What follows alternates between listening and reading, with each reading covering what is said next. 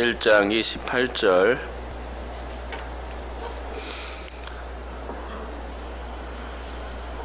신명기 1장 28절 우리 다같이 한 목소리로 합독하겠습니다. 읽습니다. 시작. 우리가 어디로 가랴? 우리의 형제들이 우리를 낙심하게 하여 말하기를 그 백성은 우리보다 장대하며 그 백성들은 크고 성곽은 하늘에 닿았으며 우리가 또 거기서 아낙 자손을 보았노라 하는도다 하기로. 아멘.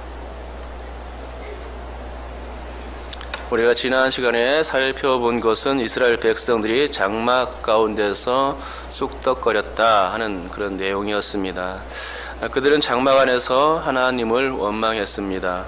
하나님을 원망할 때에 왜 우리를 출애굽시켰느냐 하면서 이것은 필시 우리를 미워하는 까닭이요 아모리 족속의 손에 멸망시키기 위함이라 하는 그런 말을 했다는 것입니다.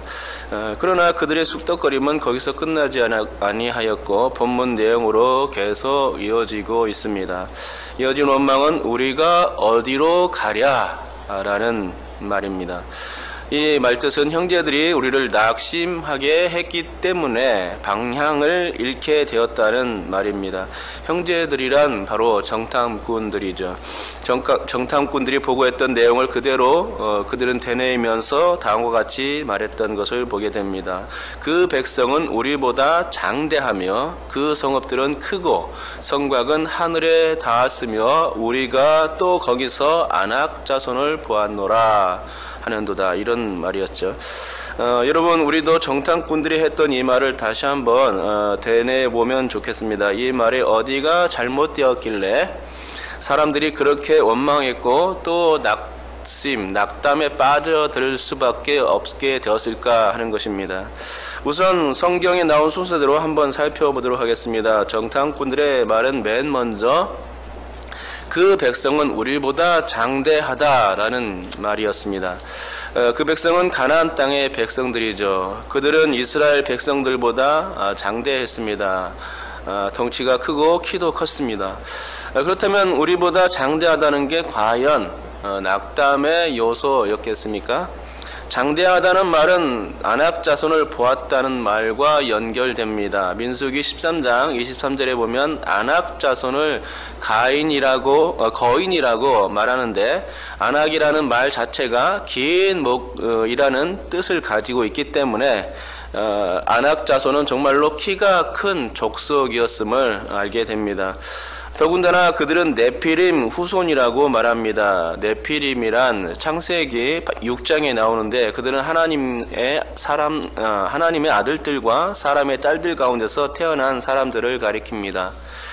그 뜻은 다른 사람을 넘어뜨리는 자이며 장대한 거인족들이었습니다. 하지만 이 거인족은 어떻게 되었습니까? 노아 홍수가 나면서 그들은 다 심판받아서 멸족되었다 이것입니다. 그렇다면 네피림은 어떻게 다시 부활할 수 있었던 것일까요? 제가 보기에는 다시 부활했다거나 정말로 아낙 자손이 네피림의 후손일 가능성은 없어 보입니다. 어떤 사람은 셈과 함과 야벳의 아내 중에 네피림 후손이 있었고 그들의 후손이 아낙 자손으로까지 이어졌다고 말하는데 이것은 성경이 밝히 말하고 있는 바가 아니기 때문에 어디까지 믿어주어야 할지 알 수가 없습니다. 제가 보기에는 아낙 자손이 네피림의 후손이라는 것은 그들이 하나님을 대적하는 자들이기 때문이고 또 하나님의 백성들을 넘어뜨리는 자이들이기 때문에 그렇게 말한 것으로 보입니다. 아무튼 아낙 자손은 긴 목을 가진 사람들이었고 민수기 13장 28절의 말씀처럼 거인들이었으며 오늘 본문 말씀처럼 장대한 사람들로 나오고 있는 것입니다. 우리 교회는 이렇게 키가 큰 사람들은 없는데 세상에서 간혹 2m가 넘게 이렇게 키가 자라는 사람들이 있죠. 이런 사람들을 가까이서 쳐다보려면 어떻게 봐야 합니까? 고개를 꺾어서 한참 위로 올려다 봐야 합니다. 손 하나만 해도 손뚜껑만 하고 장단지만 해도 호리호리한 사람들의 몸매만큼이나 매우 큽니다. 팔의 길이만도 얼마나 긴지 싸움을 하게 되면 어른과 아이가 싸우는 것처럼 보일 때도 있습니다. 키가 크다는 것은 그만큼 싸움에서 월등한 조건을 가진 것입니다. 하지만 키가 크다고 무조건 이기는 것은 아니죠. 다윗과 골리앗의 이야기가 있듯이 작은 체구였던 다윗이 큰 거구의 골리앗을 물매 한 방에 날려버린 사건을 기억하지 않습니까? 분명 장대하다는 것은 나보다 크고 힘도 세기에 겁먹을 요소이긴 하지만 그러한 비교가 싸움에서 정말로 패전을 의미하는 것은 아니라는 말이죠. 하지만 이스라엘은 그 키 큰 아낙 자손들에 짓눌려서 그만 마음이 녹아져 내려버렸던 것을 보게 됩니다. 낙심이라는 말은 바로 그래서 용해라는 뜻을 가지고 있습니다. 녹아내렸다라는 그런 뜻이 바로 낙심 속에 있습니다. 왜 녹아져 내렸을까요? 그들이 키가 커서 녹아져 내렸을까요? 거인들과 싸울 용기가 나지 않아서 녹아내렸겠습니까? 네피림의 후손인 아낙 자손을 보았기 때문에 마음이 녹아내린 것입니까? 이런 것들 다 이유가 될 수 있겠지만 그들의 마음이 녹아내린 진정한 이유는 다른 데 있다고 봅니다. 무엇인가 한번 살펴보겠습니다. 그것은 그들이 하나님을 잃어버렸기 때문에 라고 생각합니다. 하나님을 잃어버렸기 때문에 잊었기 때문에 마음이 녹아내린 것입니다. 하나님이 없는 자들이란 이렇게 쉽게 짓눌려 버릴 수 있습니다.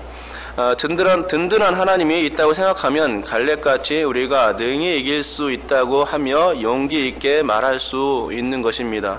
하지만 하나님을 잊어버렸기 때문에 하나님이 없다고 생각하기 때문에 비교의식이 그때부터 생기고 비교의식이 생기니까 상대의 강점 때문에 나의 약점이 드러나서 자꾸만 주눅들게 만드는 상태가 되어지는 것이죠.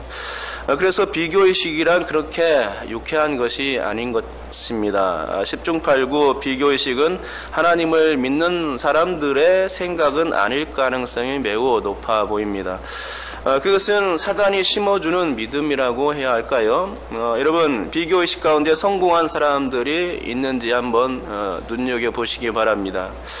비교의식은 열등감을 낳게 되는 것이지 다 자신감을 심어주지는 결코 않는다는 것이죠. 이 세상에는 나 자신보다 뛰어난 사람들이 얼마나 많은지 모릅니다. 그런 사람들과 나를 하나하나 비교하려 든다면 참으로 어리석은 일이 될 것입니다. 하나님은 나에게만 주신 강점이 있고 나에게만 주신 고유의 그런 달란트, 재능이 있습니다. 그걸 가지고 살아내는 것이죠. 닉 부이치가 손발이 없는 상황에서도 어떻게 그렇게 긍정적으로 살아갈 수 있는 것일까요? 그의 신앙 이전에 그가 비교하지 않기 때문은 아니겠습니까? 만약 닉 부이치가 다른 사람들과 비교하기 시작한다면 자신의 보잘것 없음 때문에 금방 기가 죽어버렸을 것입니다. 그래서 살 의욕이 생기지 않았겠죠. 그러므로 비교의식이란 우리의 인생에서 거의 쓸데없는 쓰레기와 같은 것입니다. 차라리 비교의식 대신에 누군가를 거울 삼아 보십시오. 그러면 그 사람을 닮기 위해서 긍정적으로 달려가는 출발선이 되어줄 것입니다.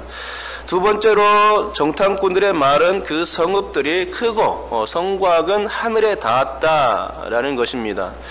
그렇기 때문에 애들이 마음에 주눅이 들었고 녹아내린 이유였죠. 여러분, 여리고성이 얼마나 견고한 성이었습니까? 성벽 두께만 해도 몇 미터는 되고 높이만도 상당히 높았습니다. 하지만 여리고성은 싸움 한번 해보지도 않았지만 이스라엘 백성이 13바퀴 돌고서 함성 한번 지르고 나자 삼풍백화점처럼 와르르 무너져 내었던 것입니다. 돌 위에 돌 하나도 남지 않은 그런 성이 되어버리고 만 것입니다. 그 여리고와의 싸움에서 이스라엘 백성들은 한 사람도 죽지 않았음을 보게 됩니다. 하지만 작은 아이성과의 싸움에서는 어떻게 되었습니까? 작다고 얕보았다가 아간의 범죄함 때문에 대피하고 돌아선 것 아닙니까? 더욱이 전쟁은 하나님께 속한 것입니다. 사람이 좌지우지하여서 모든 계획을 다 세운다 하여도 하나님이 함께 하시 않으면 이길 것 같아도 질 수밖에 없습니다. 하지만 하나님이 함께 하시는 한 질 것도 이기는 줄 믿습니다. 그러니까 이스라엘은 하나님의 함께 하심을 너무 낮고 또 우습게 생각한 것입니다. 하나님이 함께 하심이 얼마나 전쟁에 도움이 될까 하며 의심을 했던 것이죠. 뒤에서 강력하게 후원하고 또 앞에서 모든 길을 다 예비하고 도우실 그 하나님이신데 그런 하나님을 아예 마음속에서 지워버린 것입니다. 생각에서 그들의 생각 마음 중심에서 하나님을 지워내버린 것입니다. 하나님이 우리에게 무슨 소용이 있겠어 라고 그런 생각을 했던 것이죠. 그러니 하나님 없는 그들에게는 눈앞에 놓인 현실밖에 보이지 않는 것이고 또 그 높은 장벽 같은 현실을 쳐다보자니 겁만 덜컥 나고 주눅들 수밖에 없는, 마음이 녹아져 내릴 수밖에 없는 상황으로 이어졌던 것입니다. 여러분, 하나님이 함께 계셔야 합니다. 그리스도인들은 절대로 그리스도 외에 다른 것을 의지할 게 아닙니다. 오직 예수 그리스도를 의지해야 합니다. 그 모든 문제와 두려움을 물리치고 극복할 수 있는 길이 어디에 있느냐? 바로 예수 그리스도를 붙드는 길, 바로 거기에 있는 줄 믿습니다. 나에게 아무리 엄청난 일이 닥쳐온다 하여도 우리에게 그 일을 능가하며 도우실 분이 분명히 계신데 그분이 예수 그리스도라는 사실을 아는 믿음이 중요한 것이죠. 예수님의 도우심을 여러분 약하게 생각하십니까? 예수님의 눈먼 자를 보게 하신 분이십니다. 그분은 모든 약한 것을 치유하셨으며 고쳐주신 분이십니다. 군대 귀신 들린 자를 고쳐주셨고 귀신들을 돼지떼에게 보내어 몰사하도록 하신 분이 예수님이십니다. 바람과 파도까지도 주님의 명령에, 창조자의 명령에 순종했던 것이죠. 인간들의 모든 죄를 사하시는 권세까지도 예수님께 있습니다. 그러니 예수님이 부족한 게 어디가 있습니까? 없습니다. 부족한 건 단지 우리의 전응한 생각이요 부족한 생각에서 기인되는 것입니다. 믿음이 없는 우리의 생각이 결국 문제가 되는 것이죠. 그러므로 여러분, 우리가 어디로 가랴라는 어리석은 생각은 이제부터 버릴 수 있어야 합니다. 믿음의 사람들에게는 이 말이 결코 어울리지 않습니다. 이 말은 우리가 올라갈 곳이 없다는 뜻인데 하나님을 완전히 지워버린 생각입니다. 하나님은 안중에도 없는 생각이 바로 우리가 어디로 가랴라는 것이죠. 실제로 우리들의 삶을 한번 체크해 보시기 바랍니다. 그러면 내가 과연 하나님을 얼마나 붙드는지 알 수 있을 것입니다. 어떤 문제를 만났을 때 제일 먼저 떠오르는 것이 하나님, 그분이라면 여러분은 정말로 가능성이 있는 사람들입니다. 또 어떤 장애물을 만났을 때에 교회나 목사가 떠오른다면 그 사람도 어느 정도 가능성이 있어 보이는 사람입니다. 하지만 장벽에 부딪혔을 때에 염려가 눈앞을 가리는 사람은 문제가 있습니다. 비틀어지기 시작합니다. 더군다나 문제를 만났을 때에 두려워서 몸을 부르르 떠는 사람들, 하나님 생각이 전혀 안 나고 사람 생각 전혀 안 나고 문제에 부딪혀 그것에 몸을 떠는 사람들이 있다면 그런 사람들은 아예 가능성이 없고 매우 심각해 보이는 사람인 것이죠. 믿음의 문제는 그렇게 간단한 것은 아니지만 어떤 면에서는 가장 쉬운 게 믿음이기도 합니다. 왜냐하면 믿음이란 미천이 들지 않기 때문입니다. 단지 믿기만 하기 때문입니다. 그래서 믿음은 이 세상에서 가장 쉬운 장사와 같습니다. 내가 가진 재능이나 수단 이런 게 전혀 들지 않기 때문이죠. 다른 사람을 의지할 필요도 없고 어떤 재물이나 투자가 전혀 필요치 않은 게 믿음입니다. 다만 두 무릎만 있으면 가능하고 예수라는 두 글자만 붙들면 끝나는 것이 바로 믿음입니다.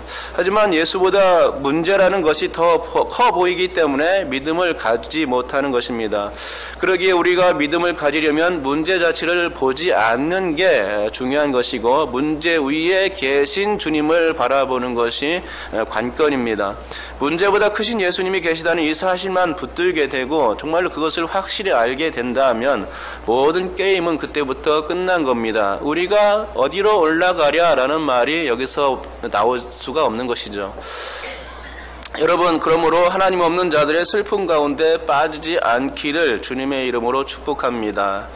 하나님 없는 자들은 결코 성도라도 실패할 수밖에 없습니다. 예수 믿으면서도 가장 어리석은 사람들이 문제를 만났을 때에 하나님을 찾지 않는 사람들인 것입니다.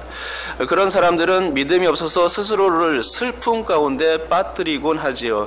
문제의 해결점이 예수라는 이름의 두 글자로 아주 분명하고 선명한데도 불구하고 자꾸만 그걸 잊어버리고서 슬픔에 손을 쥐어주고 만다는 것입니다. 여러분, 예수님은 모든 어려운 문제를 통해서 먼저 우리들의 믿음을 시험하십니다. 부디 여러분께서 이 시험에 통과하여서 주어진 인생을 슬픔으로 살아갈 것이 아니라 주님을 신뢰함으로, 주님을 의지함으로 기쁨으로 도배할 수 있는 축복이 여러분께 가득할 수 있기를 주님의 이름으로 축복합니다.